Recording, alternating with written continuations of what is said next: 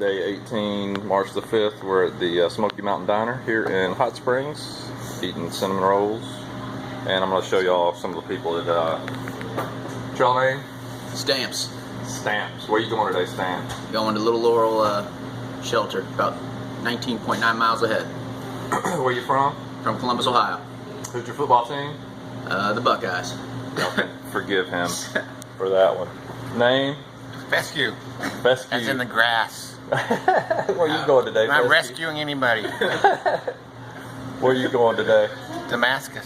400 miles to go. He's going to take a ride up to Damascus, and he only has 400 miles left to finish the trail. Trail name? Songbird. Songbird. Where you going today? Same place, Laurel Shelter. Awesome. He looks pretty good with the background. Kansas. Kansas. Look at his hair, y'all. Looking good. Where you going today, Kansas? About 20 miles where they're going. See Yeah. how I feel. So everybody's doing about 20 miles or trying to today. I'm not going to be leaving. I'll leave y'all with this shot. I'm not going to be leaving until about 9 o'clock, so hopefully I can get there with them. Alright, y'all. Y'all see that? That's a homemade cinnamon roll. About gone. It's delicious. Sunday morning's breaking over Hot Springs. Cool little town. Gonna wait till the outfitter opens at 9. I'm gonna be there when they open. I'm gonna go in and grab some low outdoor research gators. It's gonna rain later this week. Make a better attempt to keep rain out of my boots. All is well. Try to do 19 today. Alright, y'all. Making my way down to the outfitters and out of Hot Springs itself. It's cool. The sidewalk has all these little AT plaques in it to guide the way. Hot Springs, great little town.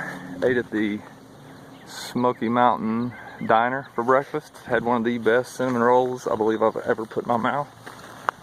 And then had an omelet with some wheat toast as well. So overall a great morning so far. Gonna try to do 19 today, but the ultimate goal is to be in Irwin in about 3.5 days. Resupply there, stay at Uncle Johnny's more than likely, and then continue northbound. Alright, y'all, we will see what the day holds. I'll be talking to you. Gorgeous look up the French Broad River leaving Hot Springs. Gorgeous day.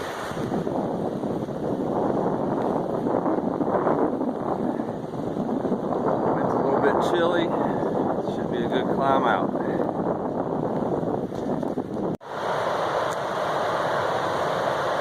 Walk along the French Broad River out of town. This is very nice.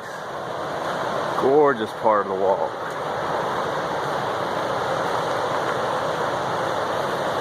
Feet are a little bit still sore, but man, they feel so much better than they did yesterday. It's amazing how resilient the body is. All of us, we've got our own little bubble of guys who do 20 plus days. We all end up in the same places, and all of us were beat up yesterday. All of us were licking our wounds from the weather and the Smokies, but life is good, and now we go up. So now the camera goes off.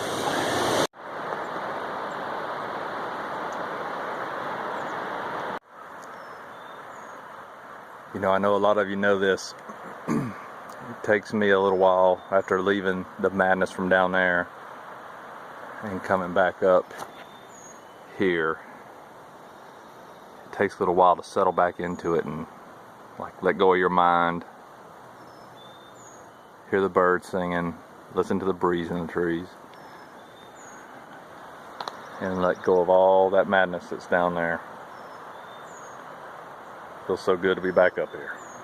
Thinking about it, let's talk about Laughing Heart Hostel.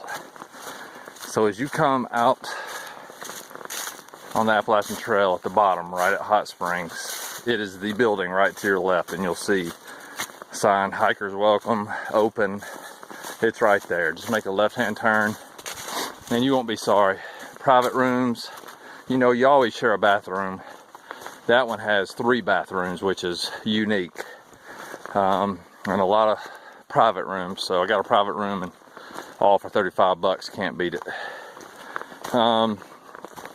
Wi-Fi is good there. There's no 4G LTE in town, though you will get service, like 5 bars. There's just no good data service there. So their Wi-Fi is kick butt though.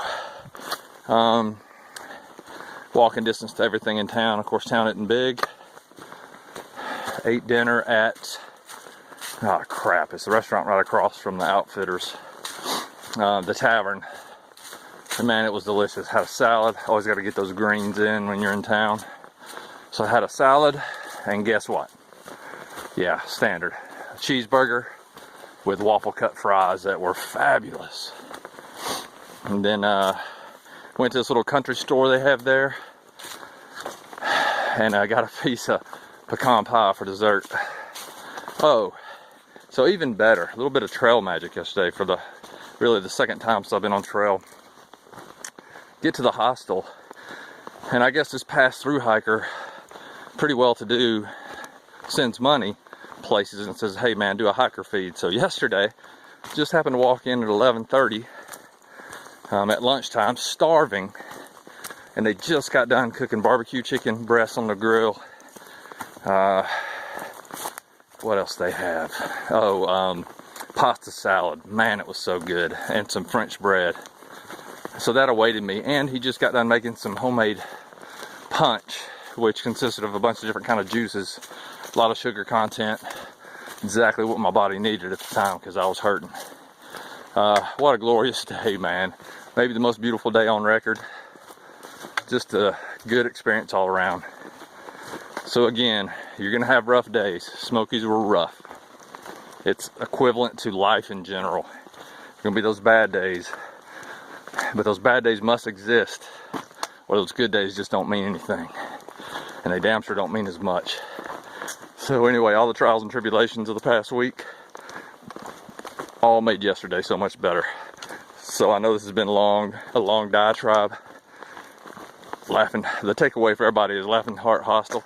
Man, don't pass it up. It's cheap, it's good to go, and it'll be just what you need after a long trip to the Smokies. This is cool. Just came by Old Pond. I didn't film it. It's on a lot of people's videos, but walking up this dirt road, and the trail cuts off towards that mountain, of course. It's a beautiful day. About 5 miles in, day 18, Sunday, March the 5th. It's 11:07 in the morning. That'd be 11:07 for you military-minded folks as well. All right, y'all. Glorious day, glorious day. No better way to spend a Sunday unless my family was here. That'd top it all off. All right.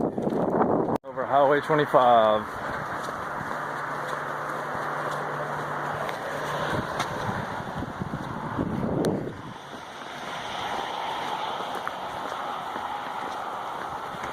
Nature is amazing.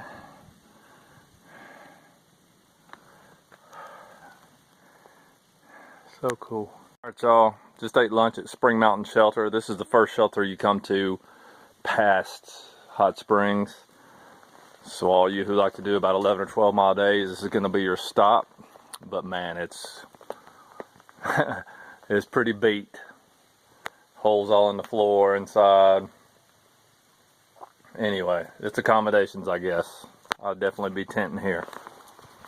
Alright, got 8.6 I think to the stopping point today, heading that way.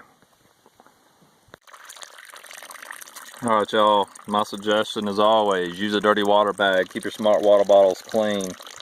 When you start attaching your filter straight to the bottle, there's a chance you're going to leave it on there when there's freezing temperatures out, so be careful with it. I know summer's coming, spring's coming, so it might not be that big of a deal, but it is right now. Sure enough, tangled up and laid back and lazy. Pour it on easy now, don't spill a bit. Nothing to do tonight, let's get to chillin' it. Long as I'm rocking with you, girl, you know I'm cool with just chillin' it. Get bored filtering water, gotta do something. Singing sounds appropriate. Maybe not my singing, but whatever. Hope everybody's having a good Sunday. Got to do 8.6. Let's go. This will come through on camera as cool as it is walking down this finger, but this is gorgeous right here. On the left-hand side, mountains, little rolling hills down in the, probably won't be able to see it, but down in the very far background with houses. Just gorgeous. Temperatures in the low 60s. Slight cloud decks moved over. Perfect.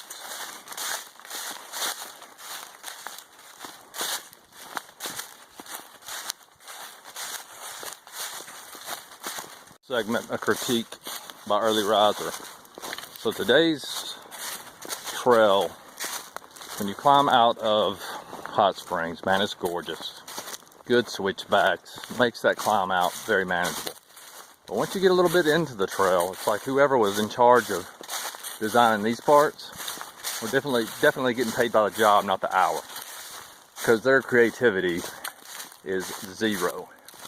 So pretty much, it looks like what they did was just draw a line across every mountaintop and didn't put any switchbacks going up the mountain, didn't put any switchbacks coming back down the mountain. They just drew a straight line up and over.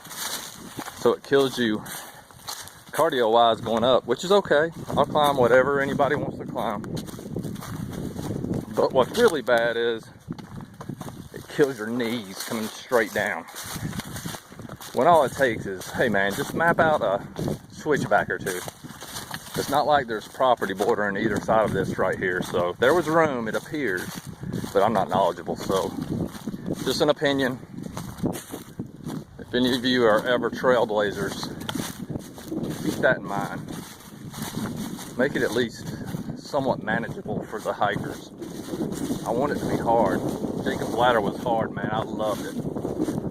But just drawing straight lines up and over mountains and back down to the other side is not creative. It's just lazy. All right, let's go climb this mountain straight up. That might have sounded scathing, and I didn't mean for it to, but it gets aggravating after about your 15th one. All right, y'all, out. Here's a segment I was just thinking about. And I see it in people's eyes. I see it in people's videos. It's that you see it at Nils Gap. People's face change. Like they come down off Blood Mountain. It's more than they expected. And you see the look in the eye. And anybody that's seen it, you can't mistake it. It's almost like this fear. What am I doing? Am I really going to go back out? What everybody just has to realize that has never done anything like the military or adventure races or anything for a prolonged amount of time is very hard. Man, everything, your body is gonna hurt. You're gonna have feet pain or foot pain, maybe feet pain if both of them hurt like mine do right now. Your knees are gonna hurt. Your shoulders for the first few days, getting used to the pack weight, is gonna hurt. It's normal. Now, I'm not trying to convince people to push through an injury. Clearly not. But what I think everybody needs to come into the realization of when they start the thru-hike is, it doesn't matter how much you prepare, you're going to feel pain every day when you get up, every night when you're crawling into your rack, and onto your air mattress, into your tent, into your hammock. You're going to hurt. At least that's my experience for the first 18 days. And I don't expect it to change. If it does, man, because my body adapts that well to it, then maybe I should be doing a few more miles a day. That's just my theory. I'm not saying everybody else wants to come out here and do big miles. I wouldn't call what I'm doing big miles compared to some of these younger dudes. They're making the old early riser look old. But just keep it in mind. I like watching, I was watching Hiker Feet's launch all the way through day 8. Had blisters, had some issues, still driving through. It's just that adaptation. And again, like we said in a few videos back, if you can do more of that at home, you're gonna face a lot less heartache when you get on the trail. Whether it's just learning how to be miserable. Because I'm telling you, when you're in the Smokies and it's 33 degrees and raining sideways and you have 6 miles to the next shelter, you're going to be miserable. And the next morning, you're going to be miserable. And you can think you're going to sleep with your clothes inside your bag, but you're not, because they are freezing and they are dripping wet. And then you wake up the next day and everything's frozen stiff. It's hilarious, but it's miserable. But man, that's the AT, and that's the joy. That's what we're out here for. And I think that's why we were wondering, we see there are so many military people on the trail, like served in the military, younger guys and guys my age. And I would say they've made it this far and they're successful because they already know how to suck. They already know what being miserable is like, most of them, especially guys in grunts or spec ops or Green Berets or anything like that. Man, they'll come out here and own the environment because they've been trained to deal with it. So for me, it's only, how do I get my body through it and how can I push farther? And now, like today, I'm feeling pretty good. My feet are definitely foot sore. But I know I'm going to luckily I started late. So that's going to put me at the next shelter at 20, it'll be 20 miles for the day, right at about 5:30 or 6. So no real point in going on. But tomorrow I'm going to start at 5 o'clock again in the morning. What I have to do is, man, my mind, I have the opposite problem of a lot of people. I want to go too far. And then I push it too long. I get too tired. Can't find a good place to camp. I'm in between shelters. So that's what I have to learn to do, is pull back, keep it at about 20 to 22 miles a day, and enjoy the ride. All right, long segment. Hope that was helpful for somebody. It was for me. It's good to talk through that. Out. All right, y'all, to add on to that last long segment, I'm going to make it even longer. Me and Zen, the guy at Goodard's Grove Hostel in Franklin, were talking, and I'll tell you, for those who have all that stuff I talked about earlier, if that doesn't sound what you're looking for, you might want to stay home and watch this on YouTube. And I'm not being mean or facetious, I'm being serious. Just stay home and watch it and enjoy life the way it is now. But if you really want something to change, or if you're really looking for something, what I think the AT's just so far my short 18 days, and I have a long way to go, and I'm grateful for every minute I get to spend on it, and I hope I can summit Katahdin. But what it's like is the decision on the matrix, the red pill or the blue pill. And what's happening right now with me is I'm getting flushed from the matrix. Like, I can feel it every day. It keeps pulling me back in. My mind goes back to work, or goes back to all these things that I can't control out here at all. All I can control out here is my food. Hopefully I'm going to find some water, where I stop, the quality of my shelter, and how I take care of myself. That's it. I got no other control. It's like I'm being flushed from the Matrix in that scene where Keanu Reeves was flushed from his pod.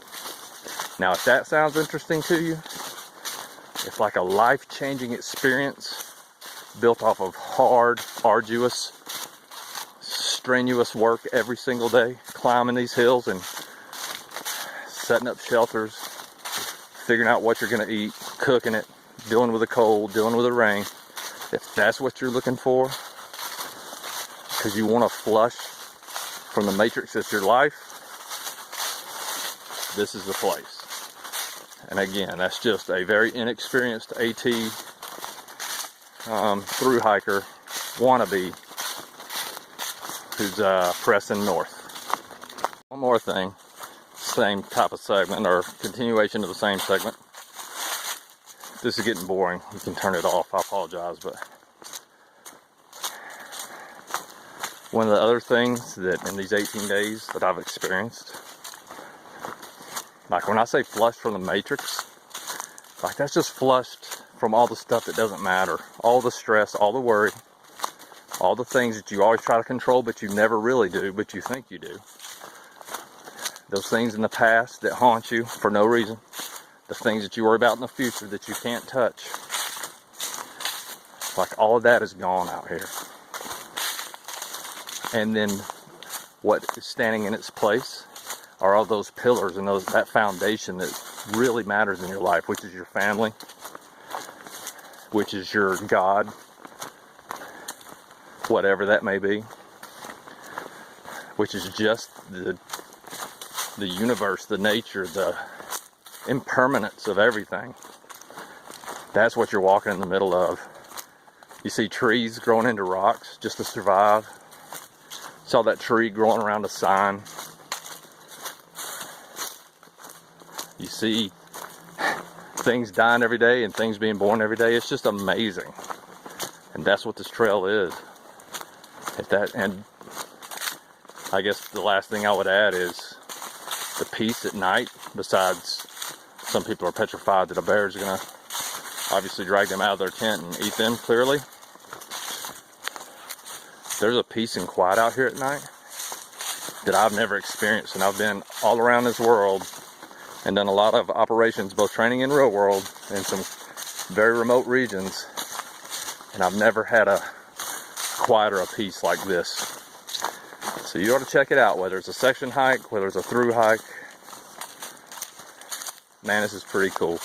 And the only reason I keep talking about it is because it's that just life changing. All right, y'all. Anyway, Sunday. I guess I'm getting in a little deep today. It's a good day on the AT, pressing north. It is 4:50, 16:50 for you know who. Still climbing, got about 2 more miles to the shelter. I'm at about 18.5 miles for the day. Gorgeous view. Got to earn every one of them. I was talking to my wife today, and now it's just come to the realization that this isn't as bad, and it's not as bad as a lot of people think. When some people first heard I was going to walk the Appalachian Trail, they don't know much about it. They're like, man, they think you're going to be in the wilderness for 2,000 miles. But we all know that isn't true. And it's America. I mean, you can't, it's amazing, and I had to use that word, that you can walk for as long as you can on the Appalachian Trail without running into more people. But about every 3 or 4 days, maybe 5 if you're slower, you're going to come across civilization. You're going to have a chance to recharge, resupply, rehack, all those things that keep you going for 3 or 4 or 5 more days. You could go longer if you wanted to, just most people don't, because the longer you go, the more weight you got to carry. So anyway, I know everybody on this channel probably knows that, but I guess here's what brought it up in my mind. I was talking to my mom yesterday, and she had read a comment where a guy was like, and I didn't read this one or I would have answered it for sure, where a guy was like, how did you convince your better half to let you do this for 4 to 6 months? That's a great question. Man, I just have a very, well, when I first said it, the stress and the freak out happened a little bit. Sorry, babe. And she just didn't understand, why do I want to be gone from them for that long? And hopefully, all the spouses out there, if your husband or your wife's interested in this, it's not that they want to be gone from you. It's they want to find them a little bit more, so maybe they can be more present with you when they get back. So keep that in mind. You could use that as a selling point if it's genuine. But that's what brought it up in my mind, so thought I'd comment on it. Last but not least, the way I'm filming in my walking commentary where I'm not on camera, that was not my original plan a year ago. But I'll tell you who inspired me to do it, and it was Spielberg last year. Just watching him, he didn't have the need to be on camera the whole time, but wanted to show you what he was seeing. And that's pretty special. I really enjoyed his way of filming, his commentary, how genuine he was. And hopefully you're getting the same out of me, because this is me. This is the me that gets made fun of a lot, because what I consider myself to be more mature than others, sometimes that's just called a big ego that gets in the way. But this is me. And those are the things I'm struggling with. And like Spielberg answered in one of my questions a few months back, of there's one thing you could take on a through hike, or one piece of advice for anyone about to depart on a through hike, what would it be? And he said basically just learn what to let go. And I'll leave you with that, because that made me stop and think, stop me dead in my tracks. And I still ponder that every day. So it was an amazing answer, and it's only an answer that could come from someone with the wisdom of walking these 2,189.5 miles. So Spielberg, again, I appreciate it, buddy. And y'all may have read his comment the other day. He said he's saving these up till he's basically emotionally ready to watch it. And I can imagine, man, like you spend 6-7 months out here. It's an emotional thing, and not being out here and watching other people go through it could be emotional too, in a good or bad way. So he's building it up. Said he's gonna watch them. I hope he does, just because I want him to hear that I respect what he did last year with taking us with him along his journey. So want to reciprocate. Out. All right, y'all, made it to the shelter about 17:45. That's 5:45 for you civilian types. That's just about 20 exactly, maybe just a hair over. Heading down, priorities of work. Start with water. Come down, nice little water coming off that leaf. Look at that. Beautiful. I'll tell you, it starts getting addicting having this water out here. It tastes really good. You know, I'm gonna filter it. Maybe Aquamira, I don't know. All right, y'all, I'm gonna introduce y'all to the gang when we get back up there to the ones you hadn't met. The meal that we got yesterday, the hiker feed, this is the guy responsible right here. What's your trail name? Fresh Ground. Why? 2012, on the way to Amacola, kept getting my brother to stop at service stations that had Fresh Ground coffee, and he kept asking, why you want to stop here? I said, I like my coffee Fresh Ground. That was my trail name. That's good, man. All right, what's your history? Go also, ahead. I do carry a grinder, a French press, and whole beans too. Yeah, he don't play around. Yeah. What's your history on the AT? 2012, made it to Irwin, did everything wrong, ultralight pack, overloaded, injured neck, came back and did Trail Magic for 2013, 14, and 15. I'd stay out for like 2 months.